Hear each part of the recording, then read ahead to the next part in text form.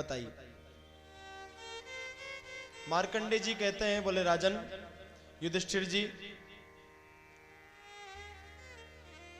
सतयुग के समय की बात है, बड़ा बुद्धिजीवी राजा हुआ। इसकी एक कन्या हुई, बड़ी सुंदर थी। इस कन्या के ऊपर अग्निदेव मोहित हो गए।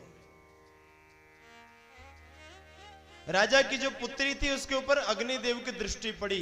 ये दृष्टि में बड़ा दोष है।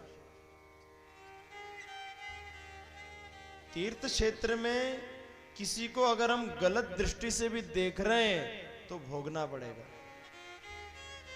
किसी के प्रति गलत दृष्टि हमारी हो गई, चाहे वो कोई भी हो,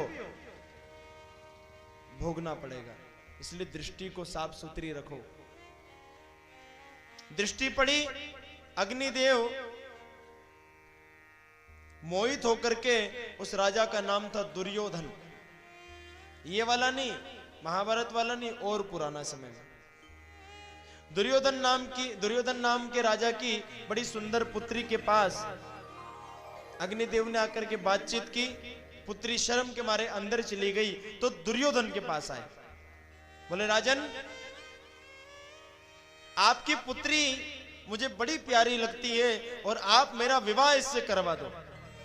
राजा दुर्योधन बड़ा धर्मात्मा था, बड़ा प्रतापी था। उसने अग्निदेव को स्पष्ट मना कर दिया, बोले आप हमारे कुल गोत्र खानदान के नहीं हो, मैं विवाह नहीं करवा सकता। इतनी बात हुई, अग्निदेव क्रोधित हो गए, वहां से अदृश्य हो गए। जैसे ही अदृश्य हुए, संसार में जहां भी यज्ञ अनुष्ठान चल रहा था सबकी अग्नि गायब हो गई, जलते जलते यज्ञ की अग्नि गायब हो गई साहब।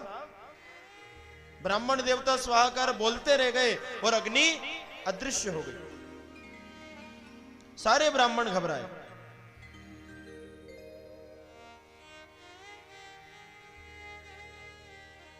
घबरा करके उस समय दुर्योधन राजा के पास गए, बोले राजन,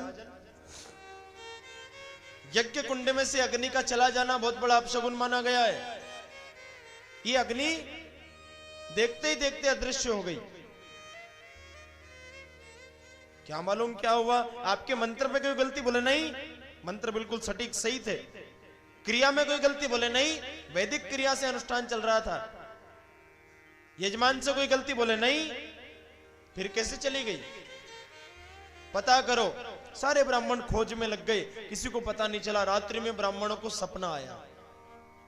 अग्निदेव ने स्वप्न दिया, बोले मैंने राजा दुर्योधन से उसकी पुत्री मांगी, उसने मना कर दिया, मुझे क्रोध आ गया इसलिए मैं अदृश्य हो गया हूं। अगर राजा दुर्योधन अपनी पुत्री मुझसे विवाह करवा दे अपनी पुत्री का, तो मैं बिल्कुल प्रकट हो जाऊंगा। सारे ब्राह्मणों ने आकर के और राजा दुर्योधन से ये सारी बात बताई। तो जगत कल्याण के लिए राजा दुर्योधन मान गए और कहने लगे, बोले ठीक है, मैं विवाह तो करवा दूंगा, पर मेरी एक शर्त है। क्या? बोले अग्निदेव को मेरे ही राज्य में रहना पड़ेगा।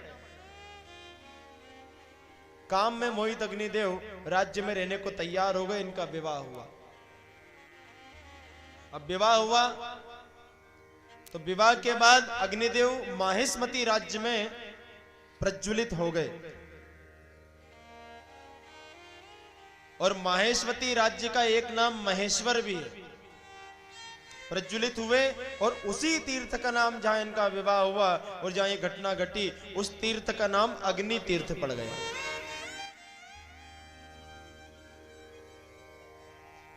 अग्नि जो है अलग अलग प्रकार की होती है। भोजन बना रहे वो अग्नि अलग है, ताप रहे वो अग्नि अलग है, शैया जल रही है वो अग्नि अलग है। अग्नि अलग अलग प्रकार की। और एक अग्नि अपने अंदर भी है, जो आग लगाते हैं ना हम घरों में, वो अग्नि अलग है। किसी के घर में आग मत लगा। घर न किसी का बसा सको तो झोपड़िया न जला देना। कल गाया ना हमने, किसी का घर अगर नहीं बनवा सकते तो झोपड़ी में आग लगाने का प्रयास मत करो। एक हास्य की बात मुझे याद आ गई। एक माता राम एक भैया से पूछती है, बोले क्यों भैया वो लंका कैसी जली थी? तो वो आजकल का नवयुवक था, कलयुग की घटना। बोले माता राम सुनाऊं कि बताऊं? बोले भैया बता दे तो मैं भी देख लूंगी। किसी बोले 5 लीटर तेल लगेगा। वो अंदर गई, एक कुप्पी उठा के ले आई, 5 लीटर तेल लेके आई। अब उसने क्या करा, माता राम की झोपड़ी के अगल बगल तेल डाल दिया। लगई माचिस, बोले देखो ऐसी जली थी। अरे हाँ भैया ये तो बड़ी गजब जली थी। थोड़ी देर बाद माता राम को समझ पड़ी कि मेरी झोपड़ी में आग लगा दी, और वो चिल्ला करके दौड़ी, अरे मूर्ख मेरी झोपड़ी में आग लगा दी, ऐसी लंका जलाई तूने? माता राम मैंने पहले कहा था सुनाऊं कि बताऊं? तो घर न किसी का बसा सको तो झोपड़ियां न जला देना। झोपड़ी मत जला देना किसी की। तो मैं कह रहा हूं अग्नि अलग अलग प्रकार की होती है। भगवान को भोग लगाते हैं वो अग्नि अलग होती है। एक अग्नि हमारे अंदर भी है, जठरा अग्नि, जिसमें भोजन पचता है। भोजन खाते समय बीच में एक आध बार पानी पी लेना चाहिए, और फिर भोजन विराम करके कम से कम आधे घंटे बाद पानी पीना चाहिए। तो हमारी पाचन क्रिया बहुत बढ़िया रहती है। और हम लोग क्या करते हैं, एक रोटी खाएंगे तो 1 गिलास पानी पी जाएंगे। उससे सब डाइजेशन खराब हो रहा है, पेट खराब हो रहा है, लोगों का मोटापा बढ़ रहा है, गैस बन रही है। पानी कम पियो। और भोजन बनाते समय, भगवान का भोग लगाते समय, जब आप भोजन की शुरुआत करो तो शुरुआत के समय अग्नि को भोग लगाओ। एक बात, कौन कौन लगाता है अग्नि को भोग भोजन बनाते समय? हाँ, पुराने लोग सब लगाते हैं। आजकल थोड़ी पता, आजकल तो वो चल गया ना, पिज्जा, फोन लगाओ 30 मिनट में घर।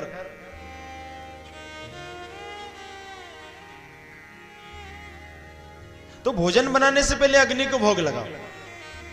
और भगवान को भोग लगाने की भी पद्धति है, हर बात क्रम से कही गई है। कैसे लगाना चाहिए भोग? भगवान को मीठा पदार्थ बड़ा प्रिय है, भगवान को पहले मिष्ठान का भोग लगाओ। पहले के समय में भोग ऐसे लगता था, जैसे आपने कोई 4 प्रकार का भोजन बनाया, दाल सब्जी रोटी चावल और कुछ मीठा बनाया, तो पूरी तपेली की तपेली भगवान के सामने रखी जाती थी। एक केल के पत्ता बिछा करके और केल के पत्ते के ऊपर पूरी तपेली रखी जाती है। सारा भोजन भगवान के सामने रखा जाता है, और फिर सबका भोग लगाने के बाद उस भोग को ग्रहण किया जाता।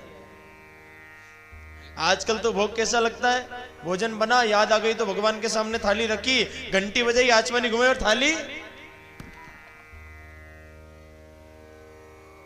अभी तो भगवान ने देखा भी नहीं, तो जरा भोजन को भगवान देख ले, कम से कम 5 मिनट तो रखना चाहिए। भोजन रखो और मीठा पदार्थ आगे रखो, पीछे दूसरा पदार्थ रखो। भगवान को मिष्ठान बड़ा प्रिय है। एक भक्त की कथा मुझे याद आती है। एक भक्त, उसके छोटे से ठाकुर जी बड़ी सेवा करता, बड़ा आनंद से भगवान को प्रसाद लगाता, भोग लगाता, खीर बनाता, हलवा बनाता। अब उसको 7-8 दिन के लिए कहीं बाहर जाना पड़ गया। अब बाहर वो गया तो अपने बगल वाले मित्र से बोल के गया, बोले भैया मैं बाहर जा रहा हूं, जरा मेरे ठाकुर जी का ध्यान रख लेना, 7-8 दिन में लौट आऊंगा। बोले हाँ ठीक है। करना क्या? बोले इनको स्नान करा देना और कपड़े पहना देना, श्रृंगार कर देना और भोग लगा देना, 2 ही टाइम जी जगदीश हरे कर देना। बोले ठीक। भगवान को श्रृंगार बड़ा प्रिय है। अब भोलेनाथ जी का कोई विशेष श्रृंगार नहीं है, करो तो करो, नहीं तो मत करो, डुबकी लगा के पोंछ के तिलक लगा के बिठा दो। और ठाकुर जी को श्रृंगार चाहिए। ठाकुर को आप ठाकुर बना के रखोगे तो ठाकुर भी आपको ठाकुर बना के रखेगा। आ रही समझ में? श्रृंगार प्रिय ठाकुर जी। अब ये भक्त ने क्या किया, 1 दिन 2 दिन, तीसरे दिन बनाई कड़ी, बंद हो गया था। तीसरे दिन कड़ी बनाई। अब कड़ी बनाई तो सबसे पहले रख दी भगवान के सामने कड़ी। वृंदावन की घटना है। अब कड़ी रखी, भोग लगाया, पट लगा दिया, बाहर खड़ गया। 10 मिनट बाद आकर के जब देखा तो सिंहासन से ठाकुर जी गायब। अब वो ढूंढे, कहां गए, कहां गए, कहां गए, कहां गए। रोटी में देखा, रोटी में नहीं है, सब्जी में देखा, सब्जी में नहीं है, खीर में देखा, खीर में नहीं। जब कड़ी छनवाई तो कड़ी में ठाकुर जी निकले। ये तो गदगद हो गया साहब, वाह, भगवान को कड़ी इतनी प्रिय लगी, इतनी अच्छी लगी कि कड़ी में डूब ही गए। अब तो प्रतिदिन कड़ी का भोग लगाने लगा। निस्ती कड़ी और रोटी, कड़ी और रोटी, कड़ी और रोटी, 3-4 दिन लगातार कड़ी। 5वें दिन भगवान इसके सपने में आ गए। सपने में आए तो इसने प्रणाम किया। बोले प्रभु कैसे आना हुआ? बोले एक बात मैं कहने आए। बोले क्या? बोले तू कल से कड़ी मत बनाना। भगवान अब ये क्यों? आपको तो बड़ी पसंद आई कड़ी, आपने कड़ी में डूब ही गए। मैं तो सोचा आपको बड़ी अच्छी। बोले अच्छी नहीं लगी, मैं तो खीर खाने जा रहा था, बीच में कड़ी की कटोरी आ गई, तो कड़ी की कटोरी कूदने में मैं कड़ी में डूब गया।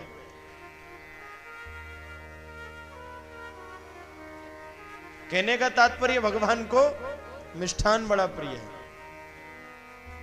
तुम्हें निवेदित भोजन करही, प्रभु प्रसाद पट भूषण धरही।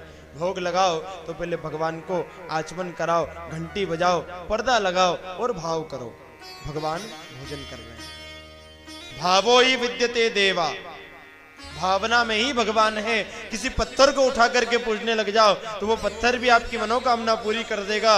और मंदिर में साक्षात बैठे, वहां जाकर के भी पत्थर का भाव किया तो भावना पूरी होने वाली, इच्छा पूरी होने वाली नहीं है। पत्थर को उठा करके भाव से पूजोगे तो इच्छा पूरी हो जाएगी। कई लोग पत्थर को भगवान समझते हैं और कई भगवान को ही पत्थर समझते हैं, ऐसे भी लोग हैं। कई तो पत्थर को उठा करके और भैरू बाबा और ये बाबा और वो बाबा पूजने लग जाते हैं, काम हो जाता है। और कई मंदिर में जाकर के भी भगवान को पत्थर समझते हैं, उनका काम नहीं होता। भावो ही विद्यते देवा।